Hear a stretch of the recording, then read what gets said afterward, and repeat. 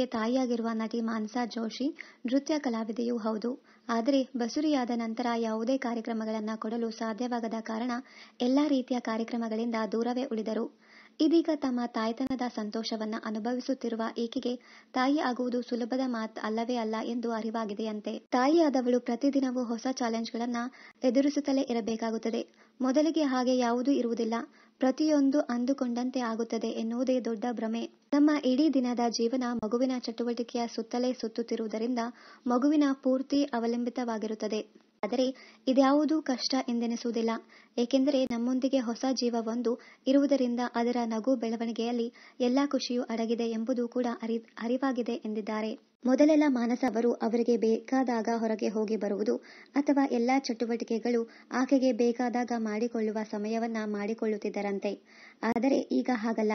ಮಗುವಿನ ದಿನದ time table ಪ್ರಕಾರ ಆಕೆ ತನ್ನ ಚಟುವಟಿಕೆಗಳನ್ನ ಜೋಡಿಸಿಕೊಳ್ಳಬೇಕು. ಆದರೂ ಅದೆಷ್ಟೋ ಬಾರಿ ಅಂದುಕೊಂಡಂತೆ ಆಗದೇ ಇರುವುದೇ ಹೆಚ್ಚು.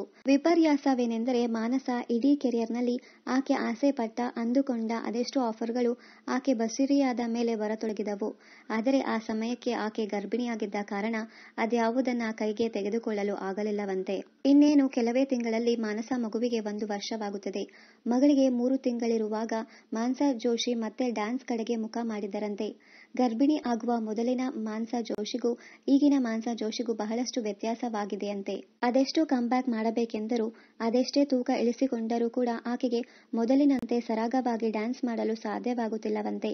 ಆದರೂ ಛಲ ಬಿಡದೆ ಪ್ರತಿದಿನ ಪ್ರಯತ್ನ ಮಾಡುತ್ತಲೇ ಇದ್ದಾರೆ. ಪ್ರತಿದಿನದ ಶ್ರಮ ಒಂದಲ್ಲ ಒಂದು ದಿನ ಒಳ್ಳೆಯ ಪ್ರತಿಫಲವನ್ನೇ ಕೊಡುತ್ತದೆ ಎಂದು ನಂಬಿರುವ ಮಾನಸಾ ಇತ್ತೀಚೆಗಷ್ಟೇ ತನ್ನ ಗುರುಗಳಿಗಾಗಿ ಒಂದು ನೃತ್ಯವನ್ನ ಮಾಡಿದರಂತೆ.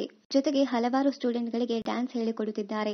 ಮಗುವಾದ ಮೇಲೆ ಮತ್ತೆ ಮೊದಲಿನಂತೆ ಆಗುವುದು, ದೈಹಿಕವಾಗಿ ಫಿಟ್ ಆಗುವುದು ಸುಲಭದ ಮಾತಲ್ಲ. ಹಾಗಂತ ಮಾತ್ರಕ್ಕೆ ಯಾರು ಹೆದರಬೇಕಾಗಿಯೂ ಇಲ್ಲ. ಇವೆಲ್ಲವೂ ಹೊಸ ಅನುಭವ. ಕ್ರಮೇಣ ನಮ್ಮನ್ನ ನಾವು ಒಪ್ಪಿಕೊಳ್ಳಬೇಕು ಎಂಬುದು ಮಾನಸಾ ಜೋಶಿ ಅವರ ಮಾತು.